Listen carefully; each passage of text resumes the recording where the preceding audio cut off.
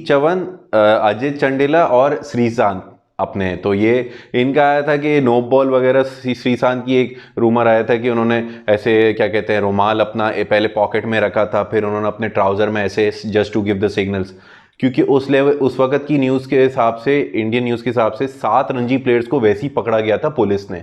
और उस वक्त हुआ ये था कि ये लोग कुछ ना कुछ और किसी और चीज़ की रिकॉर्डिंग को ट्रैक कर रहे थे, और ट्रैक करते करते ये लोग स्पॉट फिक्सिंग की मतलब एक लैंग्वेज इन्होंने पिक की पुलिस ने, और उन्होंने जाके एक्सपर्ट से पूछी कि यार ये कौन सी लैंग्वेज में बात कर रहे हैं, तो उनको बोला भाई ये बुकीज़ की लैंग्वेज है। स्टार स्पोर्ट्स ने बहुत बड़ी अमाउंट दी थी फॉर ब्रॉडकास्टिंग रेवेन्यू। इससे क्या हुआ था, फाइनली टीम को पर्स की टेंशन नहीं थी। और 18 का ही अगर आपको याद हो तो वो एक पीरियड था जब Rajasthan from becoming like a underdog और स्मॉल टीम, उन्होंने प्लेयर्स पे बड़ा इन्वेस्ट करना स्टार्ट कर दिया था। आपको अगर याद हो 17 में Ben Stokes was the highest bid player, वो राइजिंग पुणे सुपर जायंट्स ले गए थे। फिर 18 में राजस्थान ने उनको ले लिया, और आपको याद हो तो इंग्लैंड की एक सॉर्ट ऑफ उन्होंने, उनके पास बेयरस्टो भी थे, जोफ्रा आर्चर भी थे, स्टोक्स भी थे, तो ये एक बड़ी एक्स्ट्रॉर्डनरी चीज़ बन रही थी। महिला जयवर्धना की अगर हम बात करें कि एज अ प्लेयर वो इतने ज़्यादा एक्सप्रेसिव और इतने फेमस नहीं गए आईपीएल के अंदर, because he was the middle order batsman and he was trying to survive as a player. But Mahela Jayawardene को किसी पता नहीं था कि मेरे लिए आगे क्या इतनी अच्छी अप्रोच रखी गई कि मैं कल को इस टीम का कोच बनूंगा, I will lift the trophies, फिर आगे जाके डायरेक्टर भी बन जाऊंगा।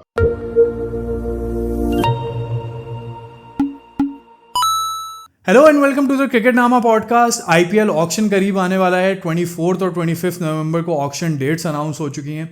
ऑक्शन पे भी हम पॉडकास्ट करेंगे, वीडियोस ऑलरेडी आ रही हैं आईपीएल ऑक्शन से रिलेटेड, रिटेंशन से रिलेटेड। आज हम बात करने वाले हैं पुराने सीजन्स के बारे में और क्या क्या हमारी मेमोरीज हैं, क्योंकि आईपीएल जब स्टार्ट हुआ था 2008 में, that's about the time when I started watching cricket. मतलब 2006-07 से स्टार्ट किया था, तो ये भी स्टार्ट का टाइम था और उस वक्त क्रिकेट थोड़ी सी समझ आनी शुरू हुई थी। तो बहुत सारी हमारी मेमोरीज एसोसिएटेड हैं, और क्योंकि आईपीएल करीब आ रहा है तो what better time than now to do this. और who better than Anas Siddiqui, जिनको मैं दराज का मिर्ज़ा इकबाल बेग कहता हूँ। तो अनस भाई, खैरियत है? आईपीएल वगैरह के आपने फुल नोट्स वोट्स बना लिए? देखें, इस पे तो नोट्स नहीं, नॉवल लिख दे बंदा। और आईपीएल एक लंबी जर्नी चलते हुए आई है, तो आई फील लाइक कि शुरू करें, कहाँ से शुरू करना चाहेंगे आप, कहाँ से लेके चलना चाहेंगे? बहुत लंबी मेमोरी है। हाँ, मतलब वो है ना कि कुछ चीज़ें होती हैं ना जो आपने बचपन से देखी हो। अगर आप हैरी पॉटर देखते हो तो आपको याद होगा कि you grown up with that. फ़र्क ये है कि ये जब तब से शुरू हुआ था, हमने तब से देखना शुरू किया था, आज तक देख रहे हैं। कुछ लोगों के लिए प्रीमियर लीग होगी, किसी के लिए कुछ और होगी। नहीं, इसमें एक चीज़ है कि ये एक फ्रेंचाइज क्रिकेट का टर्निंग पॉइंट था, एक रेवोल्यूशन स्टार्ट होने जा रही थी, जो किसी ने सोचा नहीं था कि ये सिर्फ not in India but globally transpire करेगा, इंस्पिरेशन क्रिएट होगी टुवर्ड्स T20 क्रिकेट जिस तरीके से आई। आगे चलते चलते इस पर मज़ीद बात करते हैं। आप देखिए, मैं चाह रहा हूँ अब इसको डिवाइड करते हैं। अभी 18 सीज़न आने वाला है, तो 3-3 सीजन्स को डिवाइड करते हैं। एंड में आईपीएल 18 का थोड़ा सा प्रीव्यू कर लेंगे, और इसी तरह हम अपनी मेमोरीज़ को रिवाइज़ करते हैं। तो 8, 9, 10 की बात करते हैं। सबसे पहले तो मैं इसके स्टार्ट पे आना चाहूँगा। ICL हुआ था सबसे पहले, और मुझे आज भी याद है कि जो मेरी फर्स्ट मेमोरी है, जो मैंने आईपीएल का सबसे पहले नाम सुना, तो शाहरुख खान की बहुत बड़ी सी ना एक पिक्चर आई थी न्यूज़पेपर में। अब मैं न्यूज़पेपर तो नहीं पढ़ता था, लेकिन मुझे वो पिक्चर दिखी और वो आ रहा है, और ना बड़ी हाइप थी, अच्छा शाहरुख खान की टीम होगी। And it seem to good to be true. और मज़े की बात ये भी है कि उस टाइम ना ये एक एंटरटेनमेंट इंडस्ट्री से इतना क्लोजली लिंक था that a lot of people thought कि इट्स मोर एंटरटेनमेंट और Bollywood than it was cricket. ये तो अब ऐसा हो गया कि क्रिकेट इतनी बड़ी चीज़ हो गई है कि बॉलीवुड और शाहरुख खान ओवरशैडो हो जाता है। तो इसकी स्टार्ट की आपकी क्या मेमोरीज हैं? ये आपकी मेमोरी में मैं भी जोड़ दूं कि टीवी पे जब आईपीएल के एडवर्टाइजमेंट्स या एक ट्रेलर टीजर टाइप जो सॉन्ग्स आए थे सबके, तो मुंबई इंडियंस का जो सॉन्ग है दुनिया हिला देंगे, उसमें ऋतिक रोशन ने पार्टिसिपेट किया। दिल्ली डेयरडेविल्स की जो टी शर्ट इनाग्रेशन पे हमारे शोएब मलिक, मोहम्मद आसिफ, सहवाग के साथ अक्षय कुमार खड़े थे। Preity Zinta as usual owner हैं अपना Kings 11 Punjab at that time, तो she was part of the song. तो शुरू में तो लोगों को ये लगा कि शायद सेलिब्रिटीज ही सारे ओनर्स हैं। मतलब मुझे किसी ने कहा था कि क्या यार ऋतिक रोशन का भी स्टेक है या नहीं, मैंने कहा यार देखना पड़ेगा, पता करना पड़ेगा। अच्छा, मैंने तो शुरू में टीम्स भी ऐसी याद की हुई थी यार, वो दिल्ली, अच्छा ये अक्षय कुमार की वो टीम है, ये वो। बाद में हुआ कि अब आपको प्लेयर्स की, और अब तो हिस्ट्री वगैरह हमें पूरी याद है, अब तो याद भी नहीं रहता कौन से। जैसे शिल्पा शेट्टी अभी नहीं रही ओनर, उस वक्त शिल्पा शेट्टी से राजस्थान रॉयल्स एसोसिएटेड थी। तो आप इसका मुझे बताओ, और ये बताओ कि उससे पहले लीडिंग अप टू, क्योंकि 2007 का इंडिया वर्ल्ड कप जीती थी, तो that also made it a little too huge. तो what memories do you have, and do you think कि वो 2007 का अगर वर्ल्ड कप इंडिया नहीं जीती होती तो आईपीएल शायद इतना बड़ा नहीं होता, या होता तो शायद उससे टाइम लगता? मेरे हिसाब से उस टाइम पे वर्ल्ड कप एक बहुत बड़ा बूस्ट था। बीसीसीआई के प्लान्स में तो 2007 में वैसे ही था कि हम आईपीएल करवाएं, but obviously they had a clash with ICL जो एक प्राइवेटाइज लीग थी और सेम कॉन्सेप्ट पे चल रही थी। तो पहले दे वांटेड टू ओवरकम कि भाई इस लीग को हम किसी भी तरह से इसको एग्जिट दें और हम अपनी as an official Indian league start करें। बट वो जो वर्ल्ड कप जीतना था उसमें उनको इस चीज़ का भी डर था कि यार कहीं आईसीएल को बूस्ट ना मिल जाए अगर हम कुछ साल लेटर स्टार्ट करते हैं। तो it was the right time, right choice, and they had all the goods कि भाई बॉलीवुड इन्वॉल्व था, मार्केटिंग, एडवर्टीजमेंट, मतलब नंबर, मतलब एकदम उस टाइम का एकदम पैसा आना है, नॉर्मल मनी था उस टाइम पे फॉर क्रिकेटर्स। एक टी शर्ट्स आप देख सकते हैं, किसी ने कभी देखा था कि आपके एक बाजू पे दूसरे पे दो दो स्पॉन्सर्स पे, प्लैटिनियम स्पॉन्सर हो गया, आपका साइड स्पॉन्सर हो गया, बैक पे हो गए, इतनी डील्स। देन एडवर्टीजमेंट में आप देखो, आपको ब्रेंडम मकलम, सौरव गंगुली साथ एडवर्टीजमेंट कर रहे हैं, शाहरुख खान आ रहा है, चाहे वो च्युइंगम की ऐड हो या कोई भी ऐड हो। तो it was a big thing at that time, एक बिग फेस्टिवल के तौर पे था। वही वाली बात है ना कि आपको शुरू में कोई चीज़ सेल करनी हो, even though we all knew कि cricket is a huge product in India, but still to make it look like a shiny product, तब आई थिंक स्टार्स की ज़रूरत थी, और शुरू में उन्होंने पुश किया, and then cricket took the centre stage. अच्छा, अब मैं डायरेक्ट क्रिकेट पे आना चाहता हूँ। फर्स्ट 3 सीजन्स की आपकी क्या मेमोरी है? आई थिंक एक तो बड़ी ऑब्वियस है ब्रेंडन मक्कलम की, जो वो 150 प्लस स्कोर किया था। 158 मारे थे ब्रेंडन मक्कलम ने, and eight that time I remember one sided affair था, आरसीबी 140 रन से ये मैच हारा था एग्जैक्टली। बिल्कुल। सौरव गंगुली की टीम थी, और वो सौरव गंगुली और शाहरुख खान की पिक्चर्स आती थी, फिर वो शोएब अख्तर जुड़ गए थे, बहुत सारे पाकिस्तानी क्रिकेटर्स थे।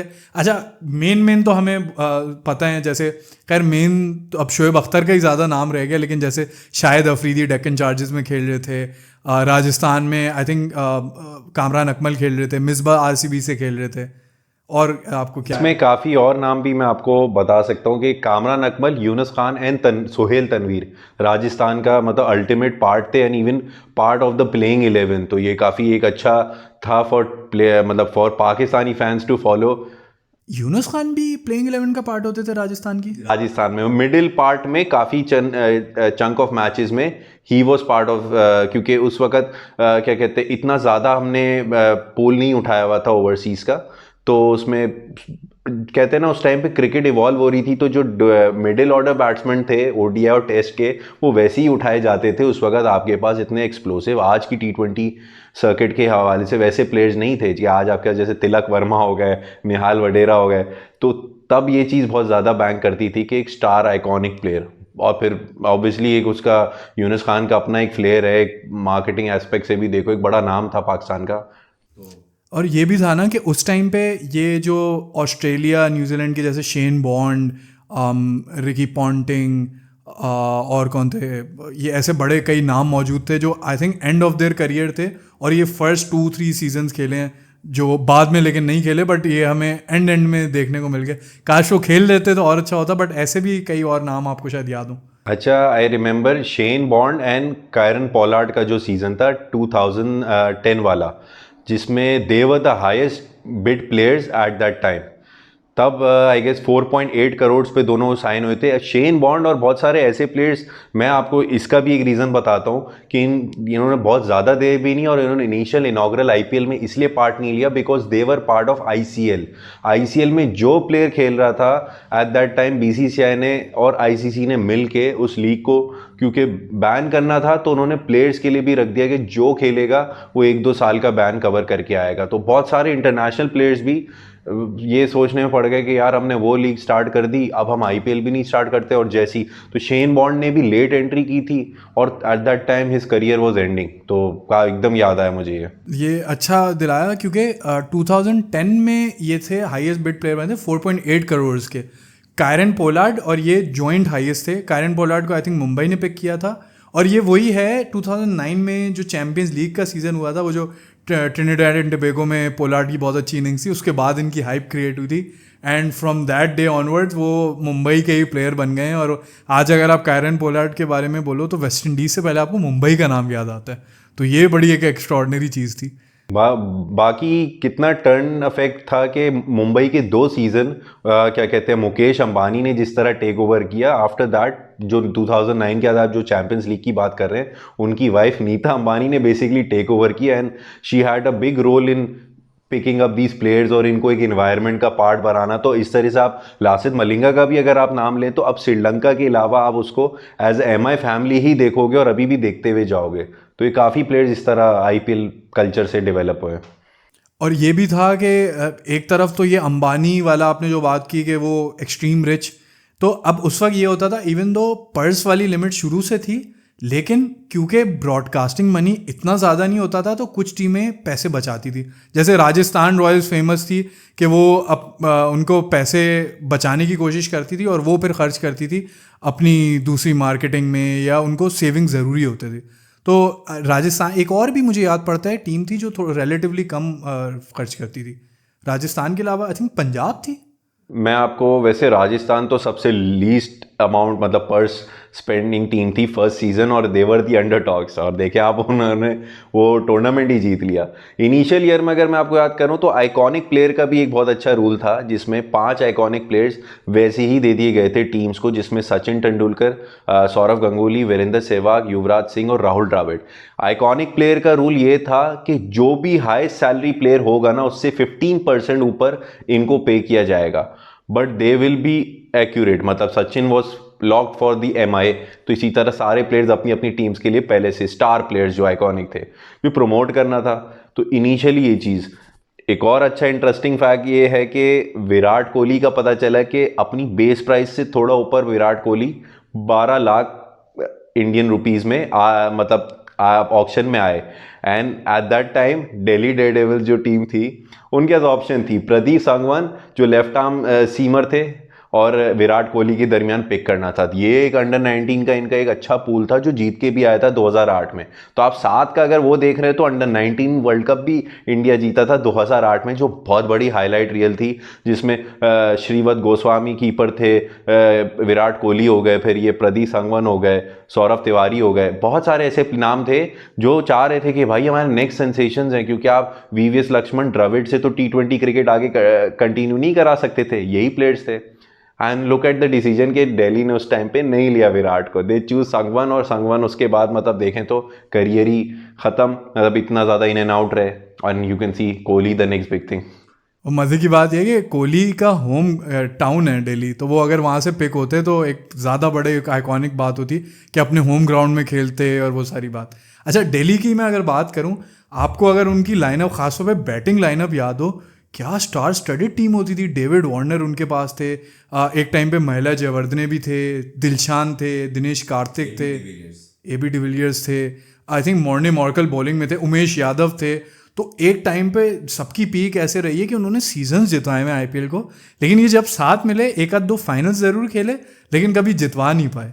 लाइक इनिशियली गंभीर एंड वीरेंद्र सहवाग का जो ओपनिंग कॉम्बो था, और आप अगर पहले सीजन की नॉस्टैल्जिक वाइब अगर मैं बताऊं तो हम किस तरह रिमेंबर रखते हैं कि ग्लेन मैगरा एक एंड से बॉलिंग करा रहे, दूसरे एंड से मोहम्मद आसिफ, तो एक ये बहुत बड़ा इनका चार्म था।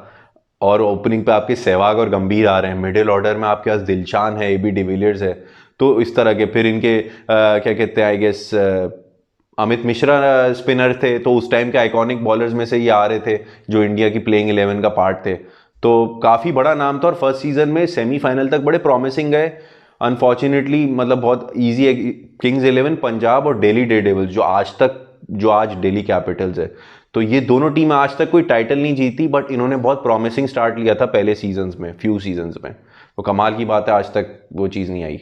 और इनफैक्ट आज भी देखें, अभी वैसे तो हम शुरू के 3 सीजन्स में हैं, लेकिन ऋषभ पंत, श्रेयस अय्यर, रबाडा तो खैर सेटल थे, लेकिन वो भी एक टाइम पे इनकी लाइनअप बन गई थी जो फाइनल भी खेले थे।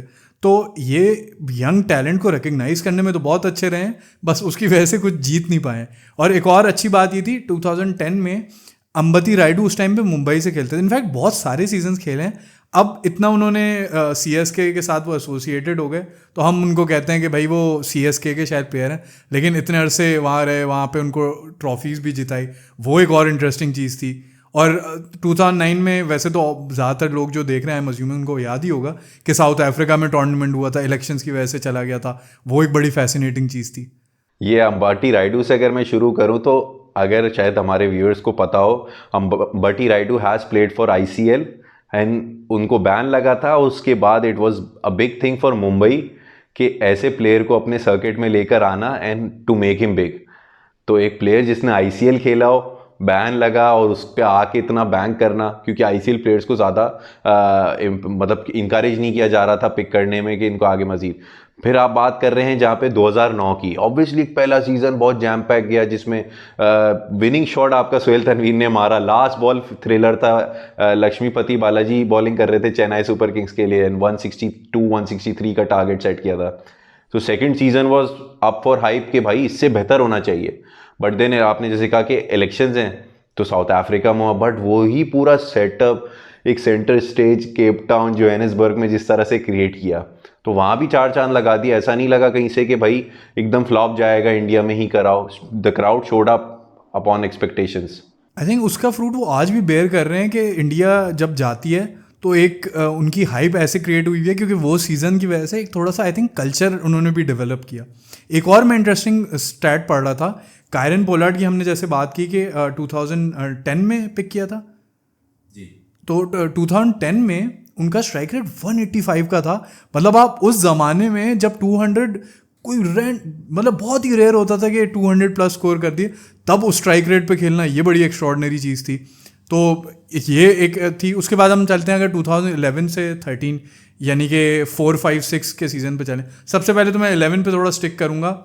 CSK ट्रॉफी जीतती है after Dhoni winning a world cup.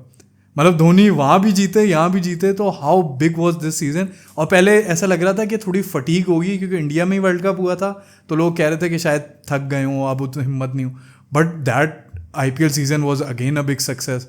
तो यहाँ आई थिंक पक्का हो गया था कि IPL is here to stay and cricket will finally take the centre stage. और यहाँ से मुझे लगता है वो स्टार्ट शुरू हो गया कि अब जो एंटरटेनमेंट इंडस्ट्री है थोड़ी सी बैक सीट पे आने लगी और क्रिकेट फोर फ्रंट पे हो गई। तो 2011 से अगर मैं स्टार्ट करूँ, इसकी मेमोरी या 12-13 की भी अगर मेमोरीज हों तो आप क्या शेयर करोगे?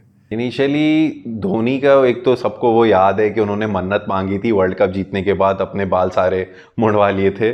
तो वहाँ से लोग, एक तो वैसे ही इंडिया ने इतने बड़े ग्रेट सुपर हीरोज़ देखे, बट उन्होंने हीरोज़ विद ट्रॉफीज़ नहीं देखी थी ओवर द ईयर्स। जैसे सचिन तेंदुलकर ले लें, सहवाग देख लें, द्राविड गंगुली देख लें, इनके पास ट्रॉफी नहीं थी कैबिनेट में। और Dhoni all of a sudden 2007 फिर एकदम 11 का वर्ल्ड कप, फिर ऑल ऑफ अ सडन आगे जाते जाते 13 की चैंपियंस ट्रॉफी भी थी।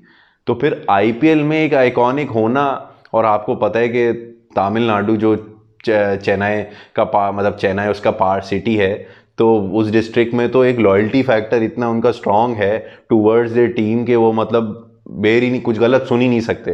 तो धोनी को जैसे थला कहते हैं, तो वो इतने फेमस हो गए, वो एक इन सेल्फ अ ब्रांड हो गया। आज भी अगर आप देखें कि एक वीडियो वायरल हो रही है जिसमें धोनी के सारे फाइनल मैच इंटरव्यूज में हर्षा भोगले या कोई भी कमेंटेटर पूछ रहे हैं कि right then what's the next thing for you, are we seeing you around और नॉट, तो वो हमेशा स्माइल करके कहते हैं yes you are gonna see me next season as well.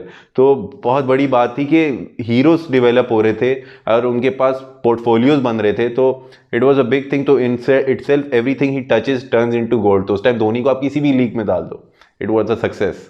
I think ये वो वाला टाइम था जब Dhoni was starting to become the legend rather than the cricketer. मतलब 2007 में उन्होंने वर्ल्ड कप जिता दिया, तो 2011 में जब जिता दिया तो लोगों को नहीं यार शायद फ्लूक नहीं था, it's the beginning of something big and a huge captain. और मेरे लिए इंटरेस्टिंग चीज़ें ये बड़ी थी कि उस टाइम पे फास्ट बॉलर का बड़ा वो था ट्रेंड। मतलब नो डाउट इंडिया तो स्पिन पे जाती थी, लेकिन धोनी ने जिस तरह स्पिन को यूज़ किया अश्विन से बॉलिंग करा रहे, रायना को बॉलिंग करा रहे, रैंडम बैटर्स को बॉलिंग करा रहे। तो वहाँ उसने ये शो करना शुरू किया कि नहीं यार, I am smarter than everyone else, like I know the game better than anyone else. और एक मुझे ये बात भी बड़ी इंटरेस्टिंग लगती थी कि एक फिलॉसफी सीएसके की शुरू से रही है कि एक ओपनर उनका हमेशा फॉरेन होता है और वो बड़ा हार्ड हिटर होता है, और धोनी को खास तौर पे लेफ्ट हैंडर बड़े पसंद है। मैथ्यू हेडन शुरू में खेलते थे, अब क्योंकि उनकी एज हो गई थी, ये वाला आई थिंक वो सीज़न था जब माइकल हसी ने उनको रिप्लेस किया था। उसके बाद वॉटसन हो गए थे। आज भी अगर आप देखो, अगर गायकवाड है तो उसके साथ एक कॉनवे होता है। तो ये उन्होंने एक ट्रेंड सेट किया था और वो आज तक कंटिन्यू हुआ, और पावर प्ले में बैश करते थे। तो ये बड़ी एक इंटरेस्टिंग बात थी। इसके अलावा एक और चीज़ मुझे ये भी याद है कि ये आरसीबी का वो एरा स्टार्ट हुआ था जब एबी, कोहली और गेल, इन तीन का जो ट्रियो स्टार्ट हुआ था, वो एक फेमस। और अगर आप नोट करो, ये 2011 से लेके आई थिंक 14, 15, 16 तक यही टॉप 5, टॉप 10 रन स्कोरर्स में हमेशा आते थे। फाइनल पे भी पहुंचे लेकिन कभी जीत नहीं। इस बार भी आई थिंक 2011 में भी ये फाइनल में पहुंचे थे, लेकिन ये जीत नहीं पा रहे थे।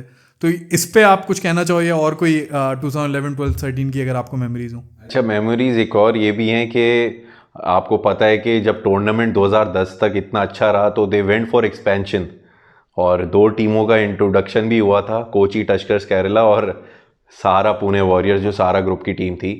सरप्राइजिंगली कोची ने फर्स्ट सीज़न ही डिफ़ॉल्ट कर दिया था पेमेंट का, तो उनको पहले राउंड में ही एग्जिट कर दिया था। वहाँ पे आप देख सकते हैं कि राजस्थान से रविंद्र जडेजा उस टीम में गए थे, और उसके बाद जाके आई गेस 2011 में उनका जो असल मेन स्टेज स्टार्ट हुआ था with Chennai, that was the highlight real for him. I think 2012 था शायद वो। 2011 से कोची 11 में ही फर्स्ट सीजन आई गेस था। हाँ, हो सकता है 2010 में कोची टस्कर्स केरला किस ईयर में आई थी? 2011 का पार्ट थे with Sahara Pune warriors, and then 11, 12, 13 Pune ने खेला था। कोची फर्स्ट सीजन ही फर्स्ट में ही बाहर हो गई, जिसमें महिला जयवर्धना भी थे, I guess as a captain भी रोल प्ले अदा किया था। तो वो एक राउंड था कि उसमें हमारी और हाइप बढ़ गई कि यार, एक तो उस टाइम पे स्कूल गोइंग हम किड्स थे, अपना ओ लेवल्स हमारा चल रहा था, और मैच अप्रैल मई में आप मैच रखते हो तो आगे आपके फाइनल्स हो रहे होते हैं। इतनी टीमें भर दी कि मैच भी देखना है, छुप छुप के टीवी भी ऑन कर रहे हैं, थोड़ी देर में अम्मा अब्बा आगे बोलने हैं कि भाई बंद करो, जाके पढ़ो। ये हमारे उस टाइम पे CIs हो रहे होते थे, तो मुझे होता था यार जल्दी ख़त्म हो, मुझे IPL देखना है। और अच्छा, ये थोड़ा सा वो टाइम शुरू हो गया था कि ईजिली अब अवेलेबल नहीं होता था। पहले तो हमारे पास जियो सुपर आई थिंक ब्रॉडकास्ट करता था। इस टाइम पे आई थिंक ख़त्म हो गया था ब्रॉडकास्ट करना, तो आपको कहीं से इंटरनेट से उठाना है, लीगल वगैरह से उठाना है, तो वो बड़ी एक स्ट्रगल होती थी इस टाइम पे देखना। तो कंप्लीट HD आपको नहीं दिखेगा मैच वगैरह। एक बिल्कुल सही कहा कि कहीं ना कहीं से कोई ना कोई लिंक, या अगले दिन स्कूल से आके आप वेट करो कि किसी चैनल पे, क्योंकि उस टाइम पे सोनी होता था, सोनी पे आपको हाइलाइट्स का वेट करना कि प्रॉपर हाइलाइट्स देखे। और हाइलाइट्स भी उस टाइम पे ऐसी नहीं आती थी फास्ट फॉरवर्ड वाली, जैसे आप आज यूट्यूब पे चेंज कर देते हो। बीच में एडवर्टीजमेंट भी आ रही है। अब आपको पता है कि शाम में किसी का ट्यूशन है, दोपहर से थके हुए आए हो स्कूल से, सोना भी है, तो बड़ी एक स्ट्रगल सी थी लाइफ कि एक हाईलाइट देखना भी अगले दिन आपको वो टाइम निकालना पड़ता था। आज के बच्चों को तो ये नहीं पता ना कि भाई कोई भी वीडियो देखी, नहीं भी पसंद आ रही है, स्किप कर सकते हो, यू हैव द चांस। हम हाइलाइट्स टीवी पे स्किप नहीं कर सकते थे, वो अपनी स्पीड पे ही चलती थी। अच्छा, वापस अगर मैं क्रिकेट पे आऊँ, तो ये 2011 वो साल था जब गौतम गंभीर को पिक किया था KKR ने। 14.9 करोड़ आई थिंक उनकी बिड प्राइस थी। तो ये उस टाइम हाईएस्ट बिड प्लेयर बने थे, और समझ नहीं आ रही थी कि ये अचानक से क्या, किस स्ट्रैटेजी पे जा रहे हैं। ठीक है, उन्होंने 2011 का वर्ल्ड कप जितवाया था, बट इतनी बड़ी इन्वेस्टमेंट होना, क्योंकि अब पता नहीं था कि कोई कैप्टनसी की उन्होंने प्रूव तो नहीं किया था, लेकिन उनको कैप्टन बनाया गया। अच्छा उन्होंने परफॉर्मेंस दी, और 2012 में जाके गौतम गंभीर ने सीज़न जिता दिया। और बाय द वे 2012 था, मुझे याद आया, जडेजा को 2012 में पिक किया था, और वो हाईएस्ट बिड प्लेयर बने थे 2012 में। उनकी आई थिंक 12 या 13 मिलियन के करोड़ पे उनकी बिड प्राइस थी। तो ये एक मुझे बड़ा इंटरेस्टिंग लगा था कि KKR ने फाइनली, और मुझे याद है ये कुछ एक एनालिस्ट का मैंने इंटरव्यू सुना था, तो यहाँ पे जो है ना, शाहरुख खान और ये KKR की मैनेजमेंट ट्रूली डेटा की तरफ जा रही थी। तो उन्होंने एनालाइज किया था कि किस तरह से हमने स्ट्रैटेजीज बनानी है, वो थोड़े से मॉडल्स वगैरह की तरफ जाना शुरू हुए थे, और 2012 में हमें रिजल्ट मिला था इसका, कि वो फाइनली सीजन जीत गए थे KKR की तरफ से। केकेआर का मैं रिलेट कर सकता हूँ लाहौर कलंदर्स के साथ कि पहला सीजन बड़ा फ्लॉप गया, सेकंड भी उनका टुवर्ड्स फ्लॉप इस तरह के उन्होंने यही बैंक किया कि यार किसी ओवरसीज प्लेयर ब्रेंडन मैकलम को उन्होंने मतलब कैप्टन बना दिया। तो ब्रेंडन मैकलम एक ओवरसीज कैप्टन और उनके पास एक लॉन्ग टर्म प्लान नहीं था, क्योंकि एक नया नया रूल है 4 ओवरसीज प्लेयर, फ्रेंचाइज क्रिकेट तो खेल ही नहीं किसी ने। If I am not wrong ये 11-12 का ही टाइम था जब मक्कलम रेगुलर नहीं खेलते थे, और क्यों मुझे उस टाइम मुझे याद है कि मक्कलम मुझे बहुत पसंद होते थे, तो थोड़ा सा ये होता था यार क्यों नहीं इसको खिला रहे, ये इतना अच्छा प्लेयर है, लेकिन वो स्टार्ट नहीं करते थे। कैलेस को खिलाते थे, मॉर्ने मॉर्कल को खिलाते थे और एक दो और कोई प्लेयर थे। तो ये मुझे बड़ी इंटरेस्टिंग बात लगी। इसके अलावा अगर आपको कोई मेमोरीज हो 12-13 के सीज़न में? मुझे 12-13 में तो यही था कि मनविंदर बिस्ला करके ओपनिंग एक बैट्समैन आए थे जो ये उस वक्त हाई प्रोफाइल प्लेयर, उन्होंने आई गेस 83 रन्स किए थे फाइनल में, और एक 180 प्लस का टारगेट चेन्नई ने दिया था, वो भी चेपक स्टेडियम में ही किया था। और उस टाइम पे किसी को लगा नहीं था कि यार धोनी की टीम ये मैच तो जब 2012 का भी टाइटल रिटेन कर लेगी आराम से। बट मनविंदर बिस्ला की इनिंग्स और साथ में ऑब्वियसली जैक कैलिस हो गए, बहुत सारे काफ़ी और ऐसे नामवर प्लेयर्स थे टीम में जो बॉन्ड बना। ये अब बहुत अच्छा आपने रेस किया कि गंभीर के साथ जब उन्होंने गंभीर को पिक किया ना, then they start thinking towards the future. उससे पहले अगर आपके सीजन्स देख लो तो they were just passing on, they were trying an error वगैरह। मतलब मशरफी मुर्तज़ा भी केकेआर के लिए खेल चुके हैं, अगर आपको पता हो, साउथ अफ्रीका वाले लेग में। तो उस टाइम पे बस ट्रायल एंड एरर, और they were just vibing along with the tournament कि हम भी सीखें। आई थिंक वो ये वही डेटा वाली बात थी, क्योंकि रैंट एंड डिस्कार्टे जैसा एक प्लेयर उन्होंने यूज़ किया। उमेश यादव को भी आई थिंक ये नहीं, उमेश यादव को तो डेली लाई थी, लेकिन बाद में इन्होंने पिक कर लिया था। तो ये प्लेयर्स को बड़ा अच्छा आइडेंटिफाई करने लग गए थे, और with their strategy and with गंभीर कैप्टनसी। और गंभीर भी शुरू में पता होता था यार 50-100 रन तो वो मारता ही था। फिर 2013 में मुंबई इंडियंस IPL जीता अपना पहला। ये मुंबई इंडियंस का एरा स्टार्ट हो रहा था, और ये वही एरा था जब CSK तो फाइनल में पहुंचती थी, तो एक बड़े मीम्स बनते थे कि IPL is a tournament where all teams try to reach the final and play CSK जीत गई तो जीत गई, लेकिन फाइनल में आपको CSK मिलेगी। और 2013 में एक और इंटरेस्टिंग चीज़ थी, Glenn Maxwell highest bid player बने थे और $1 मिलियन के गए थे, और वो ज़्यादातर बेंच वार्म करते थे, मुंबई इंडियंस से पिक हुए थे। तो मीम्स बनते थे कि $1 मिलियन बेबी और ये हो। और इस टाइम पे रोहित शर्मा रोहित तो अभी डेक्कन चार्जर्स में ही थी इस टाइम पे। रोहित शर्मा आई गेस 2013 की आप बात कर रहे हैं, उसमें तो मुंबई में आ गए थे ना। अच्छा हाँ, 2013 में आ गए थे। शर्मा कैप्टन नहीं बने थे, आई थिंक कैप्टन तेंदुलकर ही होते थे उस टाइम पे। बिल्कुल। और मलिंगा इस टाइम आए थे, आई थिंक 2014 में मलिंगा आए थे, या नहीं पहले आ चुके थे।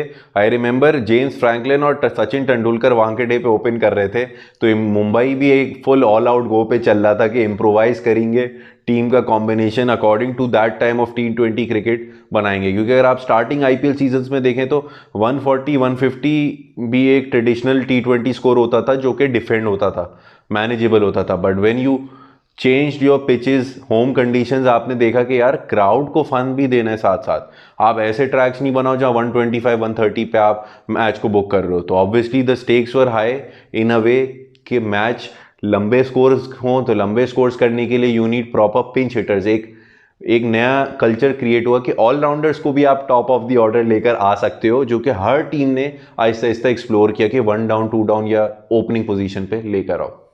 अब 14, 15, 16 वाले पे उस पर चलते हैं। 14 में KKR दोबारा जीता था, if I am not wrong. 14 में KKR जीता था। तो अब ये जो है ट्रूली पता चल गया था। और आई थिंक ये जो वो हम लोग अक्सर जिक्र भी करते हैं ऑफ द रिकॉर्ड भी, और आई थिंक पॉडकास्ट भी बात की थी कि जो गौतम गंभीर का एक है ना, धोनी से एक टसल रही है कि यार सारा क्रेडिट वो ले जाता है। तो ये थोड़ा सा वो प्रूव करना शुरू हो गया था। आज भी वो कायम है, वो कोचिंग में करने की कोशिश करते हैं, लेकिन उस टाइम एज अ कैप्टन उन्होंने शो करना शुरू किया कि नहीं भाई, मैं भी अब टूर्नामेंट जीतूंगा। एक और टूर्नामेंट वो जीत गए थे। तो 14, 15, 16 के कोई टूर्नामेंट्स की आपको यादें हों? अच्छा, 14 की हम KKR की बात कर रहे हैं, but we would be a little bias के वो टूर्नामेंट किंग्स 11 पंजाब का भी बहुत अच्छा गया था, because that was one tournament. ये वो था जो आधा दुबई में हुआ था, आधा इंडिया में हुआ था। जी, ये आपका स्टार्टिंग ऑफ द सीजन, क्योंकि इस साल फिर देन अगेन 5 साल बाद इलेक्शंस आए, तो इस बार इन्होंने थोड़ा तैयार थे ये लोग कि यार हम इलेक्शंस के स्टार्टिंग फ्यू डेज वहाँ पे करवा लें। अब तो कितनी अजीब सी बात लगती है ना कि इलेक्शन की वजह से चेंज करना पड़ रहा है, क्योंकि अब तो इतने स्टेडियम हो गए हैं और इतना वेल इक्विप्ड हो गया इंडिया कि इलेक्शंस हो भी रहे हो तो आई थिंक इनको ज़्यादा फर्क नहीं पड़ता। अब एक शहर में 2-2 3-3 स्टेडियम है तो आराम से अकोमोडेट हो जाता है। एग्जैक्टली आपका क्या कहते हैं, विद इन अ सिटी आपके पास दो दो एक कोनों पे स्टेडियम्स बने हुए हैं, तो you could build a proper sports city के जहाँ पे आप प्लेयर्स को आराम से सिक्योरिटी स्टे करवाना सब कुछ कर सकते हो। तो इंडिया के लिए अभी एक बहुत बड़ा प्रॉब्लम नहीं है, चैलेंज नहीं है, क्योंकि आप पुणे स्टेडियम और वानखेड़े स्टेडियम भी देखो तो पुणे और मुंबई लाइक 2 आवर्स, डेढ़ घंटे 2 आवर्स की गैप पे है। तो ये हर कोने में इन्होंने ऐसे ऐसे और proper infrastructure according to ICC standard stadium set किए हुए हैं। तो इंडिया के लिए अब इतना मसला नहीं है, किसी भी कोने में लेकर चले जाएं। नहीं, वही इंटरेस्टिंग बात है। थोड़ा सा हम डिस्ट्रैक्ट हो रहे हैं, लेकिन अभी जैसे अफगानिस्तान वाली सीरीज थी उस पर क्रिटिसिज्म हुआ, ऑल्दो वो भी एक बात है कि इंडिया ने उनको कहा था कि हम नहीं इसमें चाहते, बट आप करना चाहते हो तो कर लो। उनको आई थिंक स्पिन कंडीशंस या वो फेवर करती थी, बट द फैक्ट दैट एक ऐसी स्टेडियम था जो उन्होंने कहा कि आप लोग इसमें खेल लो, तो आप उससे अंदाज़ा कर सकते हो। खैर, कमिंग बैक टू IPL 14 और 15 में एक और इंटरेस्टिंग बात ये थी, दोनों साल हाईएस्ट बिड प्लेयर बने थे युवराज सिंह। 14 में वो गए थे, आई थिंक 14 करोड़ के ही गए थे फॉर RCB। फिर 15 में वो दिल्ली डेयरडेविल्स ही थी तो उसमें चले गए। तो ये बड़ी इंटरेस्टिंग बात थी। युवराज सिंह हर साल किसी नई टीम से, शुरू में पंजाब से भी खेल चुके थे, पता नहीं कितनी टीम से खेल चुके हैं, लेकिन I think Yuvraj Singh never lived up to his potential. नहीं, अप्रॉक्सीमेट 6 टीम्स के लिए युवराज सिंह ने रिप्रेजेंट किया है। आप और correct me if I am wrong, किसी भी टीम से जीते नहीं Yuvraj Singh. Yuvraj Singh I guess Sunriser से में भी जीते हों, अब ये हमें चेक करना पड़ेगा। बस SRH ने 2016 में सनराइजर्स 2016 का 16 का जीती थी। अब ये चेक करना पड़ा, थोड़ा सा भी याद नहीं आ रहा इस चीज़ को कि युवराज उस टाइम पार्ट थे सनराइजर्स का या नहीं, बट हो सकता है शायद उन्होंने ट्रॉफी उठाई हो, खुद नहीं एज अ जहाँ तक कैप्टन। मुझे याद है आई थिंक इन्होंने ट्रॉफी नहीं उठाई थी। May be you might be right. खैर 14, 15, 16 के इसके अलावा आपको कोई मेमोरीज हो? इसके अलावा आप इसी साल की अगर मेमोरीज देखें तो आप उस टाइम पे सनराइजर्स भी एक नई इवॉल्व हो रही थी। अगर आपको याद हो कि डेक्कन चार्जर्स से ये टेक ओवर किया गया था सन ग्रुप ने सनराइजर्स हैदराबाद के नाम से, तो ये भी अपनी प्रोसेस बिल्डिंग में चल रहे थे ओवर द इयर्स के भाई एक प्रॉपर फिक्स कैप्टन हो, टीम जेल अलॉन्ग हो। तो इनके पास कोई था नहीं। इन्होंने कैमरन वाइट से शुरू किया था, डैरन सेमी पे आए थे, टीम में तिसारा परेरा भी खेल रहा है। ये वो सीज़न था डैरन सेमी का जो सनराइज, वो जो उनके बच्चा पैदा हुआ था तो वो ये जो सेलिब्रेशन करते थे, तो वो आई थिंक इन पे कोई क्रिटिसिज्म हुआ था कि ये खेल नहीं सकते या समथिंग ऑफ दैट सॉर्ट। तो वो सॉर्ट ऑफ वो रिडेम्पशन आर्क था। एक प्लेयर आपको शायद याद हो, मुझे 14 से याद है, पंजाब में प्रविंद्र अवाना नाम से खेलते थे। कभी इंडिया वगैरह में नहीं आ सके, बट बड़े अच्छे बॉलर होते थे। आई थिंक मिडिल ओवर्स और डेथ ओवर्स करते थे, लेकिन बड़ी अच्छी बॉलिंग करते थे, अगर आपको याद हो। बिल्कुल, अपना क्या कहते हैं फुल एक हल्क टाइप बॉडी का प्लेयर था। और आई रिमेंबर कि वैसे पंजाब के पास या उस टाइम पे हैदराबाद के पास ना बड़े स्लिम और स्लीक मीडियम पेसिंग बॉलर्स होते थे जो एंड में बहुत पिटते थे। बट एक दो ऐसे क्रंच प्लेयर्स थे, जैसे हमने बिस्ला या पॉल वल्थार्टी की बात की करें अगर, या परविंदर अवाना, ये ऐसे कैंडिडेट्स थे जो अपकमिंग इंडियन जर्सी में आ सकते थे, आपको वो इंडिया को रिप्रेजेंट कर सकते थे। इनकी बैड लक थी। तो ये काफ़ी एक बड़ा अच्छा आपने नॉस्टैल्जिक मोमेंट क्रिएट किया। वो एकदम से ना फ्लैशबैक में मैं चला गया, उसकी इनिंग्स आने लग गई मेरे दिमाग में। अच्छा, फिर अगर 2014 और 16 में एक और सिमिलैरिटी, 2016 में तो आई थिंक सनराइजर्स हैदराबाद जीती थी। तो अब यहाँ KKR दोबारा फाइनल्स वगैरह में कंसिस्टेंटली पहुँच रही थी। एक और चीज़ अगर आपको याद हो, सूर्या कुमार यादव इस टाइम KKR से खेलते होते थे, अच्छे सीजन्स गए होते थे, लेकिन वो जो जिस लेवल पे अभी हैं तब नहीं होते थे। उठप्पा आई थिंक बहुत अच्छी फॉर्म में जा रहे थे। 15 में I think highest run scorer बने थे।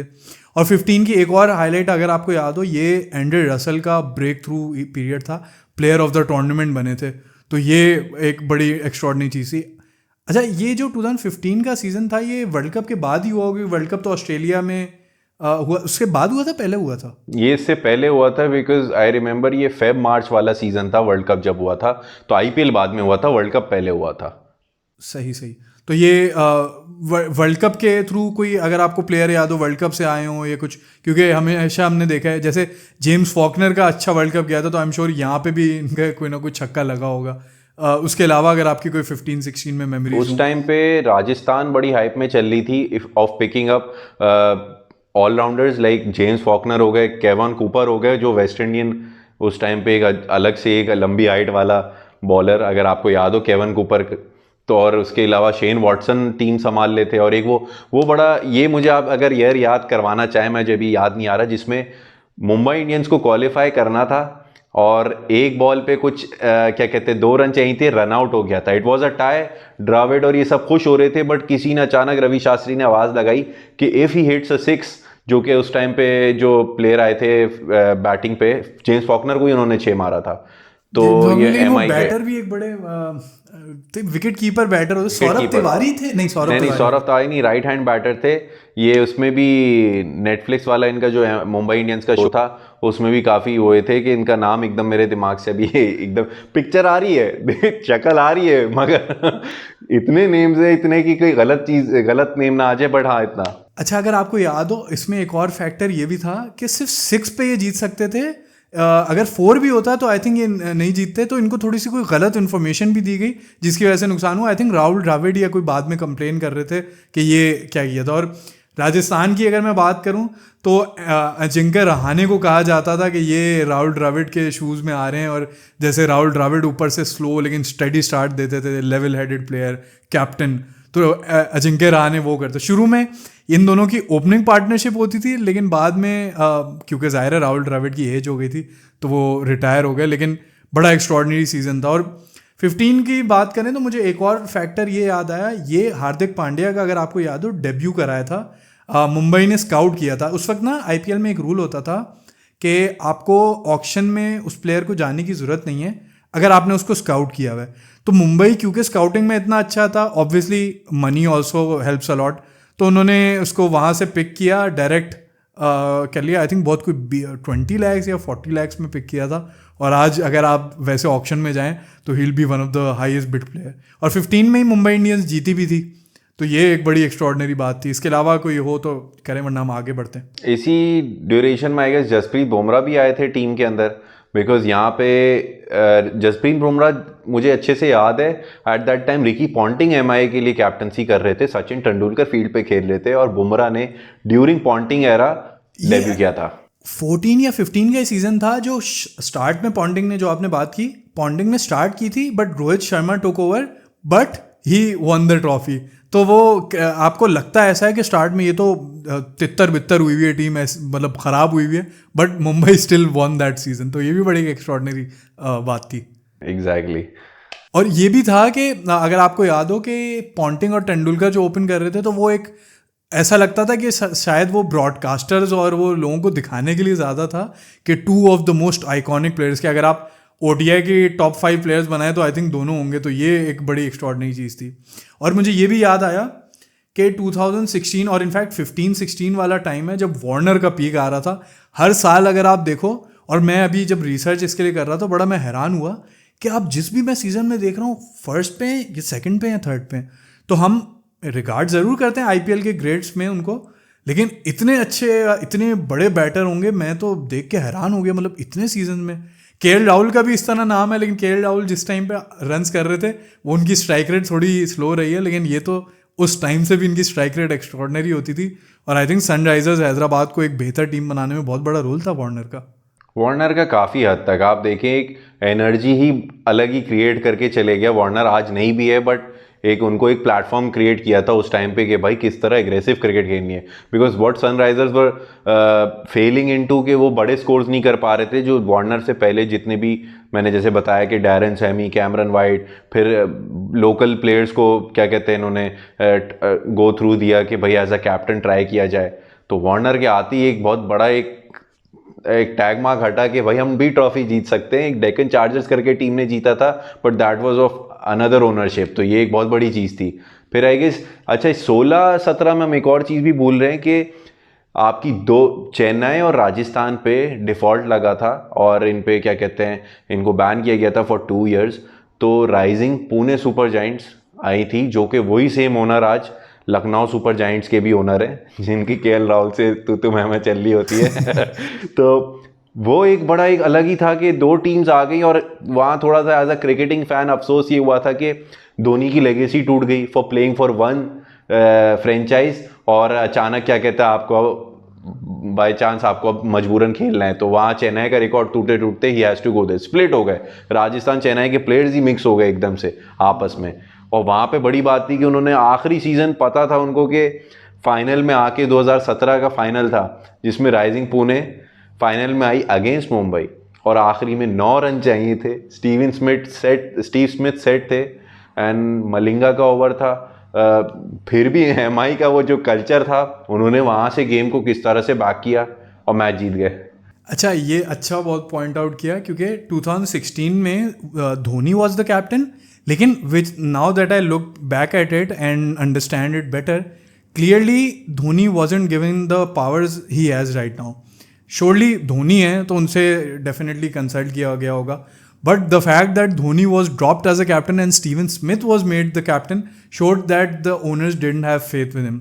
और एक और अगर आपको चीज़ याद हो, आई थिंक 2017 का ही सीज़न था जब साक्षी, उनकी जो वाइफ हैं धोनी की, उन्होंने चेन्नई की शर्ट या आई थिंक हेलमेट पहनी थी, एक पोस्ट डाली थी इंस्टाग्राम पे और कोई ऐसा कोई स्ट्रेट फॉरवर्ड कोई कैप्शन नहीं था, बट सटल हिंट थी कि वापस सीएसके आने वाली है और उनका इरादा तब से था कि धोनी रिटेन होने वाले हैं, वो हिंट मिल गई थी। और इवन दो जैसे आपने पॉइंट आउट किया कि 17 में rising Pune super giant final खेली, लेकिन एवरीवन न्यू कि this is the start of the end, ये टीम ख़त्म होने वाली है, चेन्नई वापस आने वाली है and Dhoni will make a come back. And like you said 2018 में उन्होंने कम बैक किया। 18 में ट्रॉफी जीते थे, 19 में जीते थे सीएसके ट्रॉफी। आई रिमेंबर 18 में एमआई ने जीता था, आई गेस 19 ये चीज़ अगर कंफर्म कर ले, 19 और 20 में एमआई ने एक जीती थी ट्रॉफी, एमआई की 20 की थी, 18 की थी। चलें तो 18-19 की मेमोरी, अब हम 16 से 17, 18, 19 पे आए, तो इसके आपको कोई अगर मेमोरीज हों। कोविड तो आई थिंक 2020 में आया था, ये उसके पहले के 3 सीजन्स थे। अगेन ये वो सीएसके मुंबई वाला वो चल रहा था, इनमें से आई थिंक 2018 या 19 का सीज़न था जो मुंबई का बहुत बुरा गया था। लेकिन आप अगर देखते हुए आए हो, मुंबई का एक चीज़ बड़ी एक्स्ट्रॉर्डनरी रही है, एक सीज़न बुरा, एक सीज़न अच्छा, एक सीज़न बुरा, और उनका अच्छा सीज़न भी ऐसा जाता था कि वो ट्रॉफी जीतते थे, और बुरा सीज़न कई दफ़ा वो 6ठे 7वें और 9वें 10वें पे भी उन्होंने फिनिश किया हुआ है। तो ये भी एक बड़ी एक्स्ट्रॉर्डनरी चीज़ थी। और आई थिंक 2016, खैर वो तो हम पिछला जा रहे हैं, लेकिन 2016 वो टाइम था जब कृणाल पांड्या ने डेब्यू किया था। तो 15 में हार्दिक, 16 में कृणाल। तो ये जो आई थिंक 17, 18, 19 का पीरियड है, मुंबई का कोर बिल्कुल पक्का हो गया था। ये इसके अलावा अगर आपको कोई मेमोरीज हो इस टाइम की। ये बड़ा अच्छा पॉइंट आउट किया कि एमआई का रिकॉर्ड ही इतना फ्लक्चुएट कर रहा है कि उनका एवरेज सैंपल साइज पर अगर एवरेज निकाले तो बिल्कुल मिड पॉइंट पे आएगा in compare to Chennai. Chennai अगर जीतती है तो जीतती है, बट अगर हारती भी है तो टॉप 3 या टॉप 4 में ही हमेशा रैंक करी है, प्लेऑफ्स में हमेशा से आई है कि आपको येलो टीम नज़र आ रही है apart from those 2 season. MI की अगर आप बात करते हैं तो बिल्कुल कृणाल पांड्या थे एक टाइम पे, आपको पता है कोरी एंडरसन भी इनकी टीम में आए थे अपना एमआई के अंदर, ऐसे टाइप के बड़े एक्सप्लोसिव। 2015 के वर्ल्ड कप के बाद कोरी एंडरसन को इधर ज़्यादा वो किया गया था। फिर और कुछ और स्टार आइकॉन 17 मैंने चेक किया, 17 में मुंबई जीती, 2018 में सीएसके, फिर 19 में फिर मुंबई। तो वो एक वही मैंने जैसे कहा ना कि ये चल रहा सीएसके मुंबई। अब जाके थोड़ा सा आई थिंक वो दोबारा से टूटा है कि अब खैर 16 में सनराइजर्स ने जीता था, लेकिन गुजरात टाइटंस ने जीता, केकेआर ने दोबारा जीता। बट ओवरऑल अगर आप आईपीएल में देखो तो ये अगर आप 3 टीम अगर आप रैंक करो तो CSK Mumbai would be between के 1 और 2 और थर्ड केकेआर। तो ये कितनी एक्स्ट्रॉर्डनरी बात है कि आपकी इतनी सारी, अब तो 10 टीम्स खेलती हैं, rising Pune super giants, Kochi वगैरह भी आई, लेकिन क्या ऐसा इन्होंने ख़ास किया है कि इतना ज़्यादा इन्होंने डोमिनेट किया आईपीएल में और बाकी इस मॉडल को कॉपी नहीं कर पाए with the resources, with the models and everything that we have. तो क्या वजह है कि ये उस तरह से नहीं कर पाए बाकी टीम्स? सबसे पहली चीज़, एमआई ने जिस चीज़ को तरजीह दी that was grass root cricket. Grass root level पे जिस तरीके से अगर आप ओनर नीता अंबानी का रिकॉर्ड वो देखें, एम्फेसिस देखें कि जब उन्होंने मुकेश अंबानी को लाइक अपने नेटफ्लिक्स में बताया कि भाई आई टोल्ड माई हस्बैंड कि भाई you should look after other businesses, leave this MI family with me.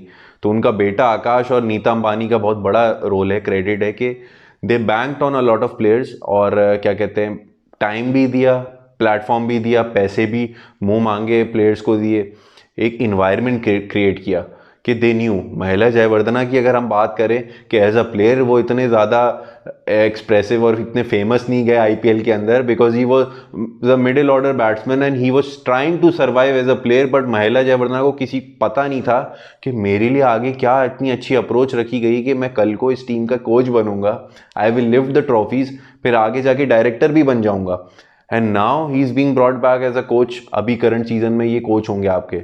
तो वो जो एक इन्वायरमेंट क्रिएट करना था, that was a game changer. अब एमआई को इतना पता है एक दो सीजन हम डाउन हो सकते हैं, बट एक विनिंग हैबिट आपकी हो जाती है ना, तो आप यंगस्टर्स के साथ भी वो चीज़ को रोटेट कर सकते हो। आज के दौर में अगर आप तिलक वर्मा, नेहाल वगैरह, ये अब आप नाम देख रहे हैं, जैसे आपने पांड्या की बात की, सेम इज विद सीएसके, वो इन्वायरमेंट क्रिएट करना। धोनी वो एक, अभी भी धोनी को ये कंटिन्यू कर रहे हैं, आगे जाके थोड़े से लैप्सेस आएंगे, बिकॉज ऋतुराज गायकवाड वगैरह या जडेजा को देवर ट्राइंग के भाई कैप्टनसी के रोल में आए, बट इतना नहीं, अभी वो धोनी का लेवल नहीं है।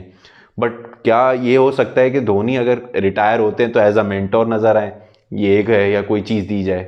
इस पे कंटिन्यू करते हैं अभी ज़रा 18-19 वाले उस पर अगर मैं स्टिक करूं तो 18 ये टाइम था, आई थिंक 17 या 18 में ही डील हुई थी। स्टार स्पोर्ट्स ने बहुत बड़ी अमाउंट दी थी फॉर ब्रॉडकास्टिंग रेवेन्यू। इससे क्या हुआ था, फाइनली टीम को पर्स की टेंशन नहीं थी।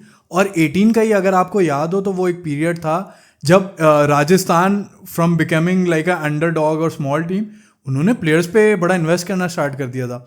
आपको अगर याद हो 17 में Ben Stokes was the highest bid player, वो राइजिंग पुणे सुपर जायंट्स ले गए थे। फिर 18 में राजस्थान ने उनको ले लिया।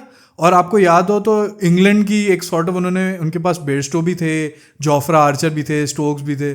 तो ये एक बड़ी एक्स्ट्रॉर्डनरी चीज़ बन रही थी। इसके अलावा अगर आपको कुछ याद हो।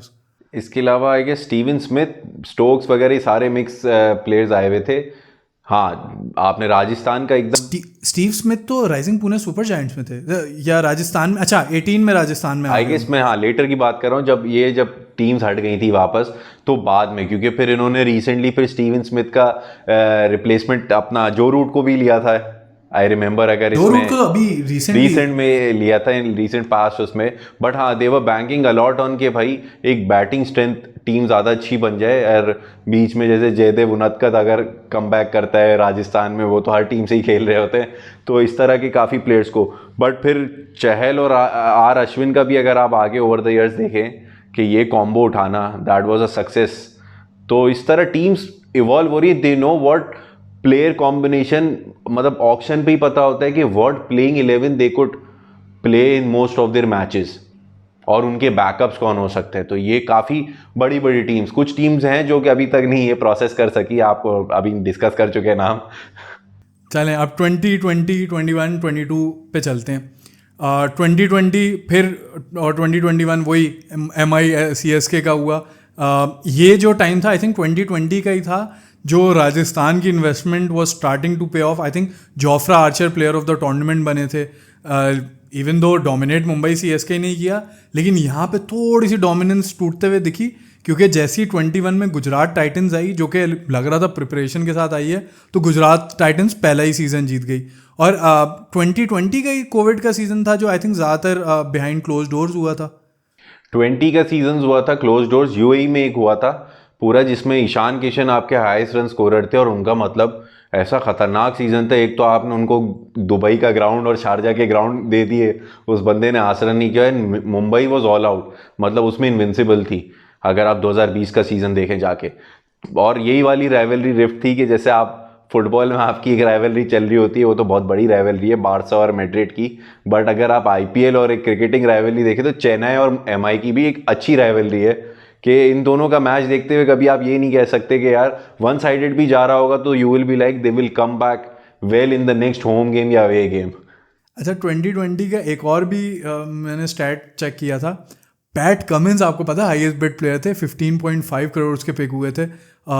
उस टाइम आई थिंक KKR के लिए पिक हुए थे।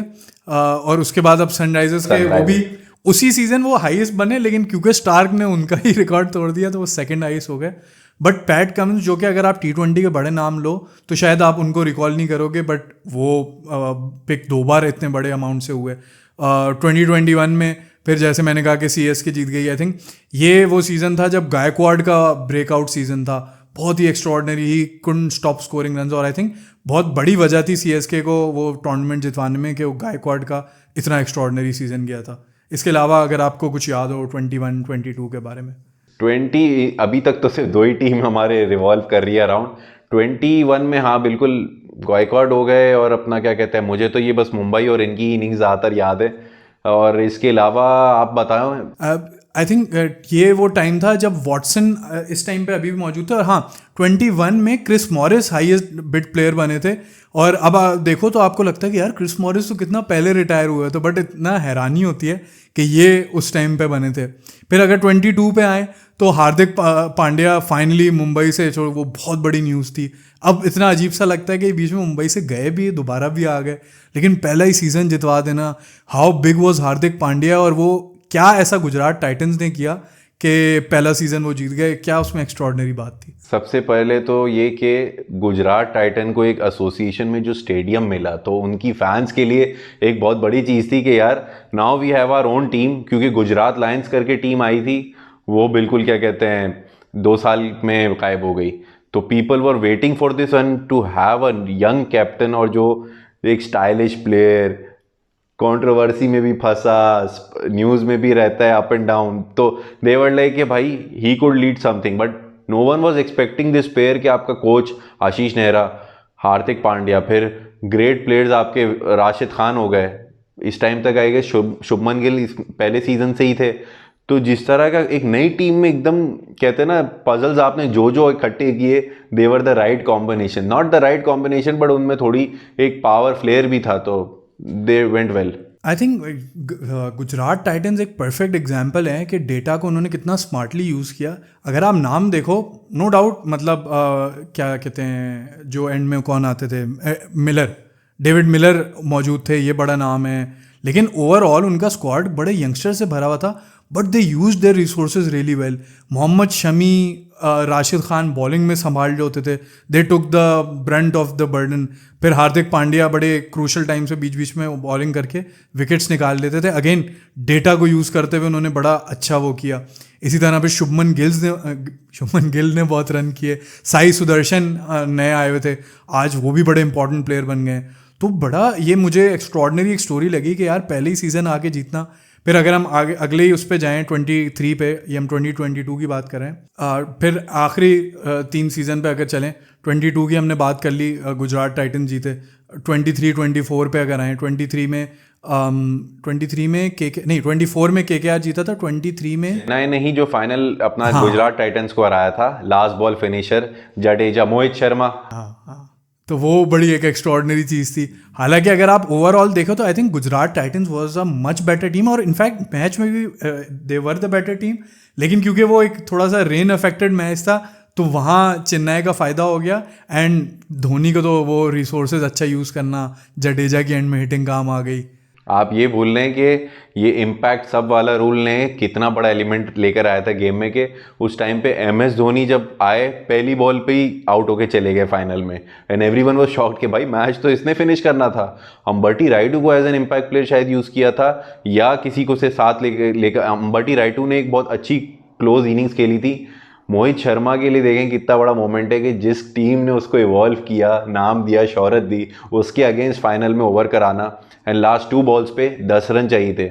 जडेजा वॉज देयर एंड सबको था यार एक बॉल तो कहीं मिस हो जाएगी, इधर उधर जाएगी, but the first thing, the hardest thing he did was कि डाउन द ट्रैक 6 मारना, और लास्ट में बस वो मोहित शर्मा इतने नर्वस हो गए कि लेग साइड पे फ्लिक हुआ और फाइन लेग पे।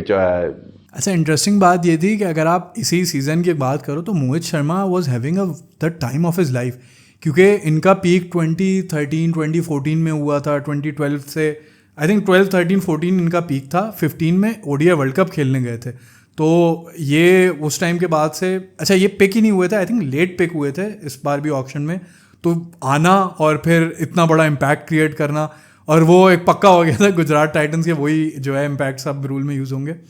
और ये वो टाइम था जब टीम्स नया नया इम्पैक्ट सब रूल को समझ रही थी। जो मैं कहता हूँ जब पूरा सही से समझा है ना, वो 2024 के सीज़न में समझा है, और क्या समझा है सनराइजर्स हैदराबाद ने। इसके बारे में अगर आप कुछ चंद बोलना चाहें अनस भाई।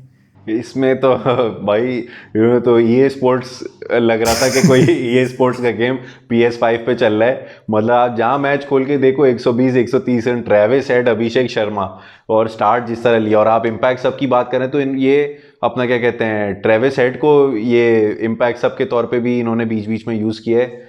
नहीं, ट्रेविस हेड को तो आई डोंट थिंक यूज़ किया होगा, क्योंकि ट्रेविस हेड जितने अच्छे फील्डर हैं आई एम प्रीटी श्योर। और मसला ये होता है इम्पैक्ट सब रूल अगर आप इंडियन प्लेयर पे यूज़ करो तो आप वैसे ही कर सकते हो, लेकिन अगर आप फॉरेन प्लेयर पे यूज़ फॉरेन करते पे हो, करें तो आपको फिर भी लोकल प्लेयर लेकर आना पड़ता है। नहीं फॉरेन पे आप तब यूज़ कर सकते हो कि अगर आपने फॉर एग्जांपल 3 फॉरेन प्लेयर खिलाए हैं तो फिर आप लोकल की जगह। अब आप ला सकते हैं, बट ऑलरेडी 4 फॉरेन खेलने हैं, then you can not replace. तो Exactly. बिल्कुल सही रूल था ये। बट बहुत अच्छे से देखा जाए तो रूल इन्होंने यूज़ किया था, और इनके ऑब्वियसली एक चीज़ फेवर कर गई, but it was a bad ending, final हारना। अच्छा, मज़े की बात यह है कि हम लोग की आपस में ही जो हमारे दोस्त यार हैं, अहमद भाई जो हम जिनसे बड़ी डिबेट्स करते हैं, वो कह रहे हैं नहीं यार इम्पैक्ट सब बेकार है। मैं उनको कह रहा हूँ कि ठीक है, वो कह रहे हैं कि ओपनिंग की सॉरी ऑलराउंडर की इंपॉर्टेंस ख़त्म कर रहा है। मैं कहता था कि ऑलराउंडर तब भी इंपॉर्टेंट है, क्योंकि ऑलराउंडर बेसिकली क्या करता है, अगर आप 11 बंदों की टीम से खिला रहे हो और एक ट्रू ऑलराउंडर है जैसे शाकिब फॉर एग्जांपल या हार्दिक पांड्या, ये एक ऐसे ऑलराउंडर्स हैं जो कि बैटिंग से भी जगह बना सकते हैं, बॉलिंग से भी। तो ये अगर आप 11 बंदों की टीम है तो एक तरह से आप 12 प्लेयर से खेल रहे होते हो, एक एक्स्ट्रा बैटर एक एक्स्ट्रा बॉलर आपकी टीम में खेल रहा है।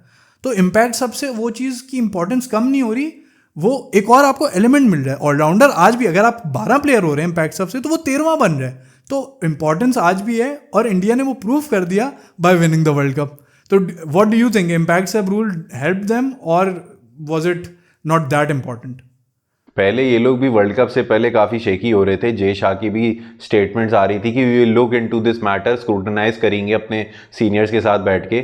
बट कहीं ना कहीं ये बहुत अच्छा पॉइंट आपने रेस किया कि लोग इसको ऐसे समझ रहे हैं कि एक प्लेयर की वैल्यू कम हो गई। भाई जो प्लेयर टीम में स्टिक कर रहा है, लेट सपोज आप पैट कमिंस की अगर बात करते हैं, अब वो टीम का पार्ट है, he has to deliver his own goods. उसको कोई उसके ऊपर आके ओवर शैडो नहीं कर रहा, एक एक्स्ट्रा एलिमेंट लाके आप हावी हो रहे हो अगली टीम के ऊपर। तो that is the best thing कि भाई दोनों को सेम अपॉर्चुनिटी दी है ना, ओपोनेंट को भी। अब कौन बेहतर यूज करता है, उससे बेहतर एफिशिएंसी निकालता है, अच्छे रिजल्ट्स निकालता है, दैट इज द मैटर। और जो वर्ल्ड कप गया उसके बाद तो सवाल ही पैदा नहीं होता कि ये रूल जाए। It gives you more chances, क्योंकि इंजरीज कितनी हो रही हैं आप देख रहे हैं। अगर आप आईपीएल हिस्ट्री में देखें कि एमआई ने जॉफर आर्चर को पिक किया था एक मेगा ऑक्शन में, and they planned on, social media पे पोस्ट भी वायरल हुई थी कि भाई we want to see the duet of both fast bowlers for MI. वो आज तक नहीं हुआ। तो आई गेस इंडिया ने भी ये रियलाइज किया है कि भाई ये रूल बेनिफिट भी दे रहा है, इंटरटेनमेंट भी दे रहा है, और प्लेयर्स को एक सॉर्ट ऑफ रेस्ट कह लो, और बैठ जाना, उससे ज़रा बॉडी रिलैक्स हो जाए। आई थिंक इसमें दो एलिमेंट हैं। एक तो ये है कि अब आप मानो ना मानो, आप इससे नज़रें फेर सकते हो, but at the end of the day there are like 7-8 teams जो कि हाई लेवल क्रिकेट खेलती हैं, उसमें से भी 5-6 हैं जो कि लाइक पैसा भी है और सारी चीज़ें। तो आपको ये हार्श रियलिटी एक्सेप्ट करनी होगी कि लिमिटेड प्लेयर्स हैं, और अगर आपको एक्सपेंड करनी है, हम जैसे इस पर भी डिबेट करते हैं which is a topic for another podcast, but हम कहते हैं ना कि जैसे PSL में अब और टीम्स लाने का सोच रहे हैं, कहाँ से प्लेयर लाओगे, अभी के लिए नहीं पूरे हो रहे। तो इंडिया ने ये रिकग्नाइज़ किया और पहले ही दे जम्प्ड ऑन इट के इम्पैक्ट सब लाएंगे तो छोटी टीम भी compete कर सकती है। और होता है ना कि कोई एक बुरा फील्डर है, क्या है, वो चीज़ छुप जाएगी, लेकिन आपको 20 ओवर्स में क्वालिटी पूरी दिखेगी। There is no hiding space. अगर राशिद खान से आप, पहले तो होता था कि वो 4 ओवर छुप गए, ऑल्दो राशिद खान बड़े महंगे गए, बट एक होता था कि पहले आपके ओवर्स वो छुप जाएंगे। अब उनको पता है कि विकेट की इंपॉर्टेंस कम हो गई है, अब पहले 6-7 पे ख़त्म हो रही है, अब 8 पे बैटिंग ख़त्म हो रही है। तो you have to plan for that. और फिर दूसरा एस्पेक्ट ये है कि मैं कहता हूँ कि क्रिकेट इवॉल्व हो रही है। अगर आप 1990s या 1980s वालों से अर्ली 2000s की क्रिकेट देखो तो वो बोलेंगे यार ये क्या क्रिकेट है, हम 5-5, बल्कि एक टाइम पे तो 5 डे की भी नहीं होती थी, वो तो 10-10 दिन भी दल रहे हैं, तो वो बोलते होंगे कि ODI क्रिकेट क्या क्रिकेट है।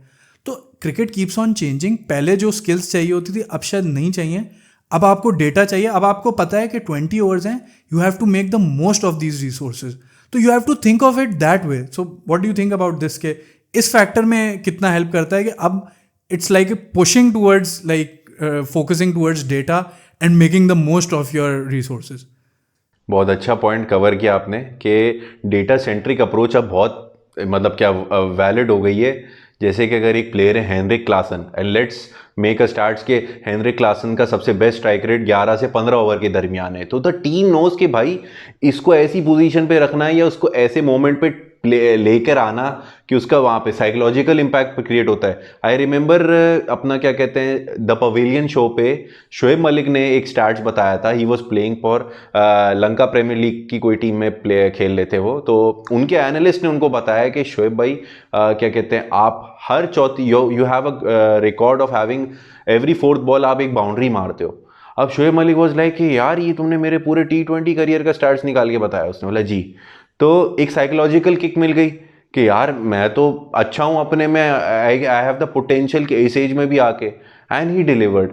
तो आप ये देखें प्लेयर को ये इफेक्टिव, क्योंकि प्लेयर कहाँ याद रखेगा बैठ के कि भाई मैं कौन से वक्त पे कितनी विकेट बॉलर ने किस जोन में विकेट्स लिए 11वें से 13वें में। अभी छोटे छोटे ऐसे स्टार्ट्स प्लेयर को वो कर देते हैं। ऑब्वियसली कोई एनालिस्ट ये नहीं बोल रहा कि डिग्रेड कर रहा हो या कुछ ऐसा कर रहा हो। अच्छा आपने पॉइंट लाया, क्योंकि इससे मुझे वो याद आया अब अगर आप क्वालिटी वाइज देखें, मतलब शायद चेतेश्वर पुजारा या राहुल द्रविड़ या जो बहुत बड़े बड़े प्लेयर हैं जिनकी टेक्निक और एक एक दो दो दिन विकेट पे खड़े रहना, वो तो that's a different skill all together. But सिर्फ क्वालिटी और टेक्निक की बात करें तो बाबर आजम या Virat Kohli are still one of the best.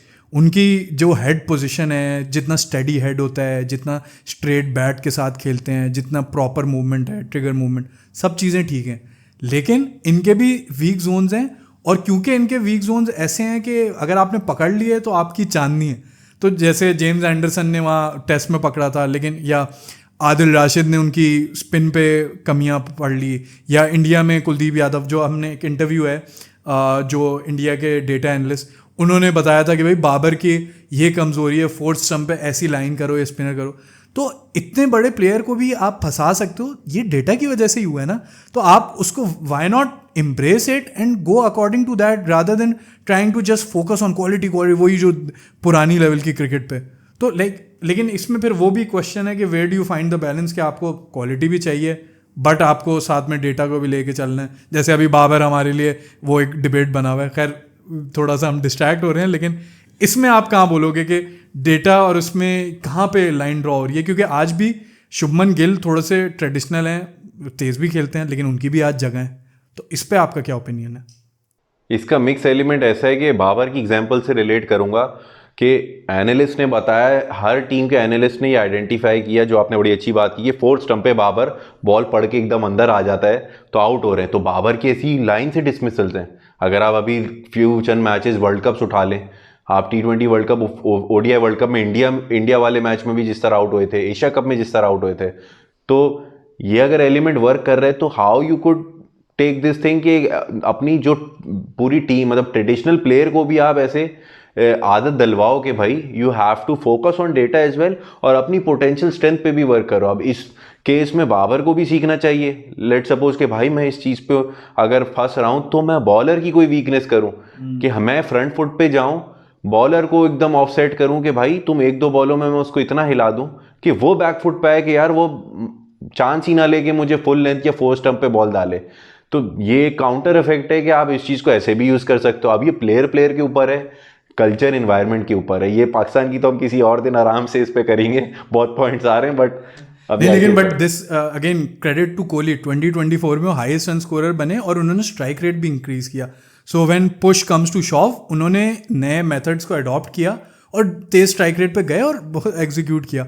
तो I think this just makes the point better के आप डेटा के साथ रहते हुए भी अच्छा player would still be good. It's about adapting, like today more than ever adapting is very important. मतलब जसप्रीत बुमराह टेस्ट के भी बहुत अच्छे बॉलर हैं, but because he kept on adapting, और वो अपनी कहाँ यॉर्कर्स यूज़ करनी है, कहाँ बाउंसर्स करनी है, और ऑब्वियसली उनकी ये क्वालिटी है कि वो जो लाइन पकड़ते हैं। तो वही हुआ कि 2024 में जहाँ सारे बॉलर्स रन्स खाते थे वो फिर भी कम रन्स पे जाते थे, बट तो quality remains. It's about evolving. खैर मैं थोड़ा सा एंड करने के जाता हूँ। आई थिंक 1 घंटा प्लस हम जा चुके हैं। थोड़ा सा अगर आपको कोई रैंडम ट्रिविया अगर आपको शेयर करना चाहो, आपको तो बड़ी अजीब अजीब सी चीज़ें याद होती हैं, तो नहीं, इसमें रैंडम ट्रिविया क्या होगा? मुझे तो बस वही पुराना इनिशियली याद था कि किस तरीके पाकिस्तान की जब अगर पाकिस्तानी प्लेयर्स इसके साथ एसोसिएट होते तो काफ़ी और अच्छी मेमोरीज भी रिजेंबल होती।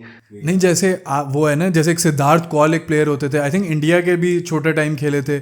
ऐसे बड़े बहुत सारे प्लेयर, जैसे कामरान खान एक प्लेयर होते थे। सिद्धार्थ कौल वो बैंड वाले प्लेयर थे, इंडिया अंडर 19 के लिए भी खेला था। सिद्धार्थ त्रिवेदी करके राजस्थान रॉयल्स के एक बड़े प्लेयर आए थे, वो वहीं के, तो उसको कामरान खान 2009 वाले सीजन में आपके आए थे इसमें। फिर आपने एक ऑलराउंडर आए थे इंडिया के, थोड़ा सीनियर टाइप लगते थे, रजत भाटिया करके, तो दिल्ली डेयरडेविल्स के लिए उन्होंने ज़्यादा, फिर केकेआर का बड़ा एलिमेंट था, केकेआर से एक आईपीएल वो सीजन भी उन्होंने जीते हैं। तो ये बड़ा अच्छा हमें विद इन द पॉडकास्ट याद आ गया, वरना वो कहीं बुरा ना मान जाए अगर उन्होंने गलती से देख लिया हमारा पॉडकास्ट तो। अच्छा, एक ये भी था, अगर आपको याद हो, धोनी का एक और वो रहा है कि ना, एक बीच में मिडिल ऑर्डर में हमेशा उन्होंने एक टेस्ट लेवल या एक स्लो बैटर रखा है। चितेश्वर पुजारा को भी एक सीजन में आई थिंक 2020 में ही पिक किया था। पहले इनके प्लेयर होते थे सुब्रमण्यम बद्रीनाथ, बड़ा मुश्किल नाम है, लेकिन बद्रीनाथ कितने इंपॉर्टेंट प्लेयर होते थे। अगर आप आईपीएल की इनकी ट्रॉफीज देखो, कभी आप Michael Hussey, Faf du Plessis, Dhoni खुद, और हम एक और बहुत बड़े प्लेयर को भूल गए, सुरेश रायना, जो कि अगर आप धोनी को थाला बोलते हो तो उनको चिन्ना थाला बोला जाता था। वो भी नीचे से रन्स करते थे, बॉलिंग में भी विकेट लेते थे। मतलब जितना हम उनको भूल गए क्योंकि अब टाइम हो गया, but how extraordinary was he. या बद्रीनाथ कितने क्रूशल थे इनको फाइनल्स में पहुंचाने में, ट्रॉफी जिताने में। नहीं, ये काफ़ी अच्छा आपने बताया कि रायना हो गए, बद्रीनाथ हो गए, एल्बी मॉर्कल हो गए, ये काफ़ी एक स्ट्रीमलाइन प्लेयर से जो बिल्कुल यूनाइट हो गए थे कि कंसिस्टेंसी, मतलब इनको तो आप कोई भी सिचुएशन दे दो ये ऑफसेट नहीं होंगे, ये डिलीवर करके आएंगे। रायना तो एक बहुत बड़ा इंडियन नेम भी है जो I guess over the years चलते हुए आया। रायना 2011 में 11 वाले वर्ल्ड कप में आई गेस थे, 11 वाले वर्ल्ड कप में थे, लेकिन आई थिंक वो उनका पीक फिर भी नहीं था उसके। मुझे याद है, इससे बड़ा मुझे एक अच्छी मेमोरी है कि 2015 के वर्ल्ड कप से पहले उन्होंने कहा था कि मैं युवराज सिंह वाला रोल अदा करना चाहूँगा, क्योंकि 2011 में तो युवराज सिंह। लेकिन ये भी एक बड़ी एक्स्ट्रॉर्डनरी चीज़ थी कि युवराज सिंह कितनी सारी फ्रेंचाइजीज से खेले, एक एरन फिंच हैं वो कितनी फ्रेंचाइजीज से खेले हैं। तो ऐसी भी बड़ी एक्स्ट्रॉर्डनरी चीज़ें हुई हैं कई। एरन फ्रिंच का 9 टीमों से अप्रॉक्स खेला है। मतलब आज के दौर में तो अगर 10 टोटल टीम है तो एरन फिंच मतलब बोल सकता है भाई कितने ड्रेसिंग रूम शेयर करना, इतना एक्सपोजर। फिर दिनेश कार्तिक का मैंने रिकॉर्ड चेक किया था तो आई गेस 6 टीम से दिनेश कार्तिक, रॉबिन उथप्पा हो गए। तो ये काफ़ी नेम्स हैं जो ओवर द ईयर्स इतना इधर उधर इन एंड आउट होते गए।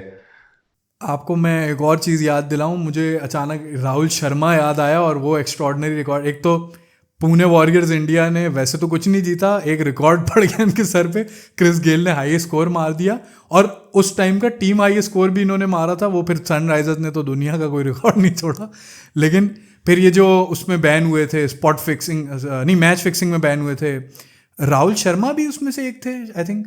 राहुल शर्मा, ये आप अगर राजस्थान वाले बैन की बात कर रहे हैं, राहुल शर्मा तो क्योंकि पुणे वॉरियर्स का पार्ट थे, ये आगे जाके पे आई थी। उस वक्त अंकित चवन, अजय चंडेला और श्रीशांत अपने, तो ये इनका आया था कि नो बॉल वगैरह। श्रीशांत की एक रूमर आया था कि उन्होंने ऐसे क्या कहते हैं रुमाल अपना पहले पॉकेट में रखा था, फिर उन्होंने अपने ट्राउजर में ऐसे just to give the signals, क्योंकि उस वक्त की न्यूज़ के हिसाब से, इंडियन न्यूज़ के हिसाब से 7 रणजी प्लेयर्स को वैसे ही पकड़ा गया था पुलिस ने। और उस वक्त हुआ ये था कि ये लोग कुछ ना कुछ और किसी और चीज़ की रिकॉर्डिंग को ट्रैक कर रहे थे, और ट्रैक करते करते ये लोग स्पॉट फिक्सिंग की मतलब एक लैंग्वेज इन्होंने पिक की पुलिस ने, और उन्होंने जाके एक्सपर्ट से पूछी कि यार ये कौन सी लैंग्वेज में बात कर रहे हैं। तो उनको बोला भाई ये बुकीज़ की लैंग्वेज है, और ये किससे कम्युनिकेट करते हैं। आहिस्ता आहिस्ता आहिस्ता आहिस्ता इस तरह करके इंडियन मार्केट में पिक होना हुआ कि यार अगर रणजी लेवल पे इतने कॉन्फिडेंटली प्लेयर्स क्या कहते हैं ये इशारे सिग्नल कर रहे हैं, नो बॉल जेस्चर्स ये वो फ़ोन पे, तो वाई नॉट इंटरनेशनल लेवल। और स्पॉट ऑन वो हो रही थी चीज़। तो इनको आईपीएल पे था कि आईपीएल में भी शायद ये स्टार्ट हो सके। वैसे तो पुरानी इंडियन पाकिस्तान हिस्ट्री ये इस पर बड़ी डार्क रही है, इधर इन्होंने एक्सप्लॉइट नहीं किया था कि भाई कुछ तो कैच करें, और ये चीज़ पिक हो गई इस टाइम पे। हमारे दोनों में एक चीज़ तो हमने कॉमन ही, हमारे शर्जील खान वगैरह ने की थी, खालिद लतीफ़ ने। तो एक हमारे यहाँ से आता है, एक उनके इंटरनेशनल में भी उनके भी रह चुके हैं, हमारे भी। तो बीच बीच में हम जो है एंटरटेनमेंट देते रहते हैं। खैर, बातें करने को तो और बहुत कुछ हैं। ग्लेन मैक्सवेल के बारे में भी बोल सकते हैं कि शुरू में बोलते थे कि वो ज़ाया हुए हैं, इंटरनेशनल के इतने बड़े प्लेयर, लेकिन फिर फाइनली अभी लास्ट आप 3-4 सालों से देखो तो he has become the Glenn Maxwell we know in the international cricket. RCB के लिए अच्छे रन्स किए हैं। दिनेश कार्तिक बहुत सारी टीमों के लिए खेले, और अच्छा दिनेश कार्तिक आईपीएल में बहुत अच्छा करते थे, इंडियन टीम में आके कुछ नहीं किया। 22 का अगर आप वर्ल्ड कप देखें, जो पाकिस्तान के अगेंस्ट मैच था, अश्विन को सिंगल लेके उन्होंने अश्विन को दे दिया था। तो इंटरनेशनल में वो कभी नहीं कर पाए सिवाय वो निदहासा ट्रॉफी के, और डोमेस्टिक में बहुत सी है। एक नमन ओझा प्लेयर था अगर आपको याद हो, दिल्ली डेयरडेविल्स के होते थे बड़े। ये राजस्थान के लिए स्टार्ट किया था, फिर दिल्ली के लिए चले गए थे। हाँ, ओपनर थे, बाद में अब तो लेजेंड्स लीग में आपको इंडियन रिप्रेजेंटेशन इनकी नज़र आ रही होगी, यही इन्हीं को ही पिक किया जा रहा होता है।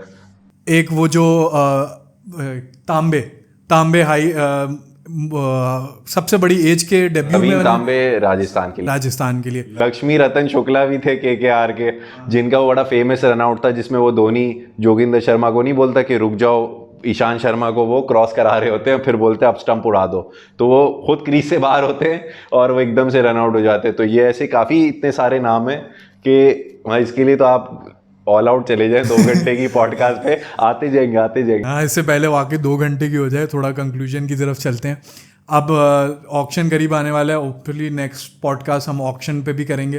तो क्या एक्सपेक्टेशंस हैं, कुछ डिफरेंट होते हुए देख रहे हो या इस बार कुछ चेंज होते हुए आपको दिख रहा है?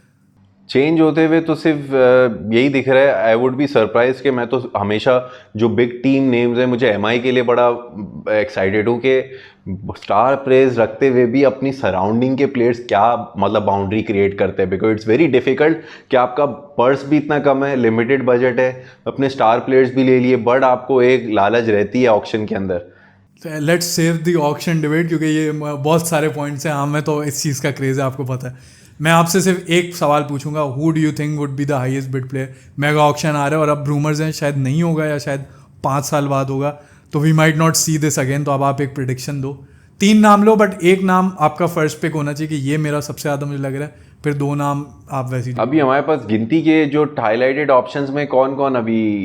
ऋषभ पंत, ईशान किशन, ऋषभ पंत हो गए, शमी हो गए, और कौन से हैं? केएल राहुल तो पिक्ड है ना, या केएल राहुल भी रिटेन किया है। ऋषभ पंत पे I would bank a little के ये आपके टॉप पे जा सकते हैं, not Ishan Kishan. Rishabh Pant would be my first, and then I feel like कि केएल राहुल परफॉर्म नहीं करे, अब उनकी इंजरी भी आ गई है, तो इस पे मैं क्या कहता है, अभी जो नेट्स में इंजर्ड हुए हैं तो ये इंजरी प्रोन वाला इफेक्ट भी हो सकता है कि, लेकिन अप्रैल में है तब तक तो फिट हो ही जाने चाहिए। तो I could go KL Rahul as my second pick, और इसमें मोहम्मद शमी अगर आ रहे हैं इसमें, तो मोहम्मद शमी मेरे थर्ड होंगे इंडियन प्लेयर्स में से। अभी मैं टॉप 3 का मैंने वैसे बोल तो दिया, सवाल मैंने खुद इतना नहीं सोचा, बट आई ऑल्सो थिंक कि Rishabh Pant would be the highest bid player, क्योंकि left handed young wicket keeper, CSK में जाते हैं कि नहीं, ये मेरे लिए बड़ा इंटरेस्टिंग है। पंजाब क्या वापस टीम बनाती है। खैर बहुत सारे क्वेश्चंस हैं, एक लास्ट सवाल पूछूंगा और एंड करेंगे। Do you think James Anderson at the age of 42 ही है उनकी age, 42-43, do you think he would be picked और नॉट? ये दिल्ली और पंजाब वालों को पूछ लो, क्योंकि मुझे लगता है ये लोग तो उठा लेंगे। बुड्ढों को तो सीएसके उठाती है।